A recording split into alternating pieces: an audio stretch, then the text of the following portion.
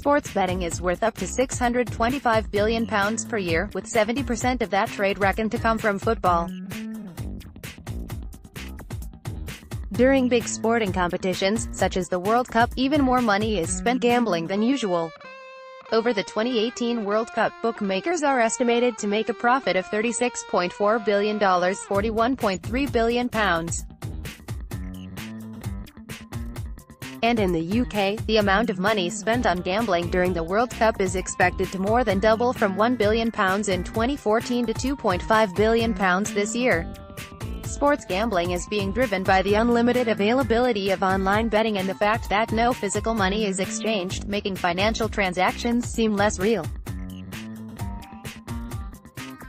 The vast amount of data that online gambling sites collect also enables them to personalize offers to individual gamblers. Instead, this data should be used to help people gamble responsibly by warning users in real time that they are exhibiting problematic gambling behaviors. For many people, gambling isn't just a fun novelty every 4 years. About 430,000 citizens in the UK can be identified as problem gamblers. These individuals have lost hundreds of thousands of pounds online, which has impacted not only the gamblers but also their families. High-profile but infrequent betting events such as the World Cup exacerbate the issues that problem gamblers face. Seeing others engage in betting, coupled with the advertisements from betting firms, leads problem gamblers to attempt to convince themselves that they do not have a problem. Environmental cues can also trigger the urge to gamble in those who have a gambling problem. So, the intensive advertising used by betting firms during the World Cup, along with media coverage of the World Cup in general, may further push problem gamblers towards making harmful decisions. Watching your habit. Online gambling sites have an infinite memory for bets when made, for how much, regarding what, and so on. This data is a rich source that websites use for tailoring offers and marketing material to fit a gambler's potential interests. This personalization exploits cognitive biases in gamblers and encourages them to increase risk-taking and, by extension, gambling. There is only a fine line between the legitimate marketing and personalization of content and offers on the one hand and exploitation and manipulation on the other. For example, the tracking of a gambler's betting pattern means the gambler can be targeted with offers following heavy losses, encouraging them to chase losses even further. But this same data could also be used to support reductions in problem gambling, either led by gamblers themselves or with the support of a counselor or software.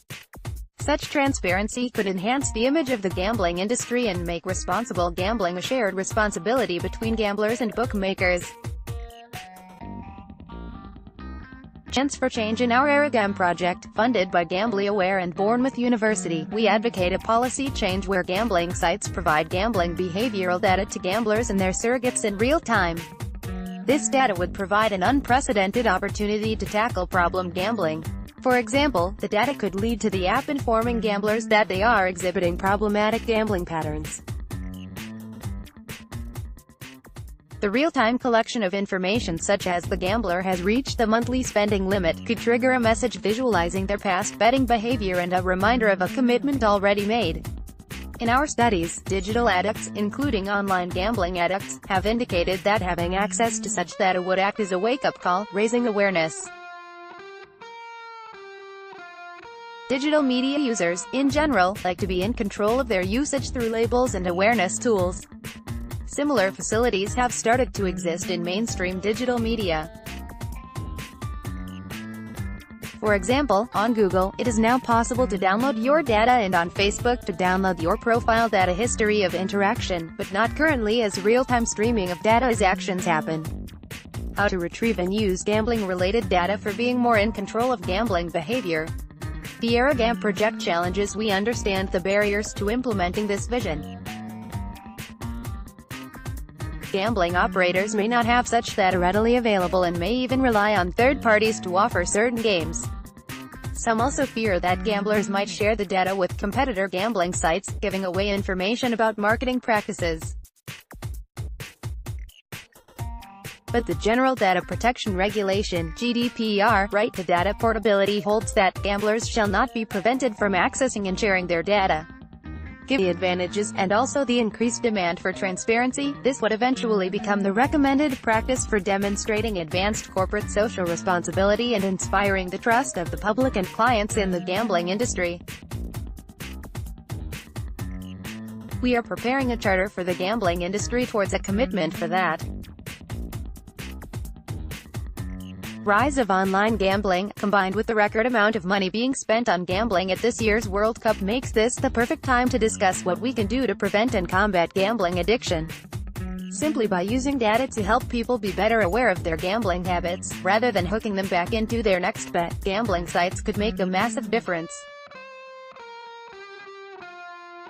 Ryan Alley, Associate Professor in Computing and Informatics, Bournemouth University; Emily Arden-Close, Senior Lecturer in Psychology, Bournemouth University; John McElhaney, Principal Academic in Psychology, Bournemouth University; and Keith Falp, Executive Dean for the Faculty of Science and Technology and Professor of Software Engineering, Bournemouth University. This article was originally published on The Conversation. Read the original article.